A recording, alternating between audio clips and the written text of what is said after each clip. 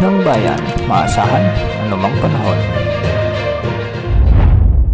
Magandang araw po sa ating lahat. Narito na ang latest update sa lagay ng ating panahon ngayon at sa magiging lagay ng ating panahon sa susunod na 24 oras. Sa ngayon ay easterlies ang dominanting weather system na siyang nakakaapekto ngayon sa ating buong kapuluan. Ito yung weather system na kung saan nagdudulot ng malinsangang panahon, ngunit may mga kalat-kalat pa ring mga thunderstorms.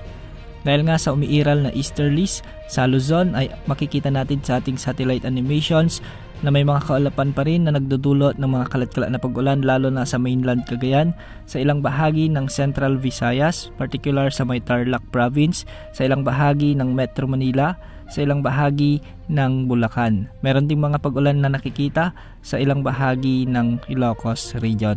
Samantala sa Bicol Region ay magiging bahagyang maulap hanggang sa maulap naman ang mga kalangitan na may mga kasamang kalat-kalat na mahihinang pag-ulan o di kaya naman ay mga thunderstorms. Sa Palawan ay may mga inasahang maulap na papawirin naman dulot ng easterlies.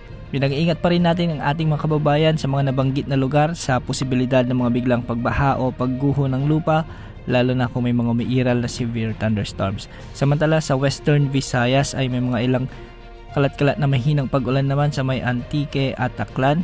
Sa may Negros Island Region ay sa may southern part naman ng rehiyong ito ang may mga kalat-kalat na mahinang pag-ulan o di kaya naman ay bahagyang maulap hanggang sa maulap na kalangitan. Sa Central Visayas, particular sa Northern Cebu ay may mga thunderstorms tayong nakikita ngayon at sa ilang bahagi ng Eastern Visayas, particular sa may Northern Leyte ay may mga kalat-kalat ding thunderstorms. Samantala, makikita naman natin sa ating satellite animations na ang buong Mindanao ay makakaranas ng bagyang maulap hanggang sa maulap na papawirin na may mga kasamang isolated rain showers and thunderstorms. Posible ang ilang mga malalakas na pag-ulan dulot ng severe thunderstorms sa ilang bahagi ng Davao Region, ilang bahagi ng Sorsogon at ilang bahagi ng Zamboanga Peninsula.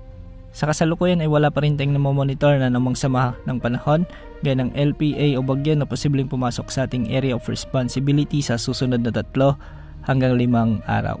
Para naman sa lagay ng mga pag-alon sa ating karagatan ng mga baybayin sa Northern Luzon, Central Luzon at ang eastern sections ng Southern Luzon ay posibleng umabot ang mga pag-alon hanggang 1.8 meters, samantalang sa nalalabing baybayin ng bansa ay posibleng umabot ang mga pag-alon hanggang 1.5 meters. Bukas asahan pa rin ang pag-iral ng easterlies kaya maraming lugar pa rin sa bansang makakaranas ng mainit o malinsangang panahon dulot ng weather system na ito.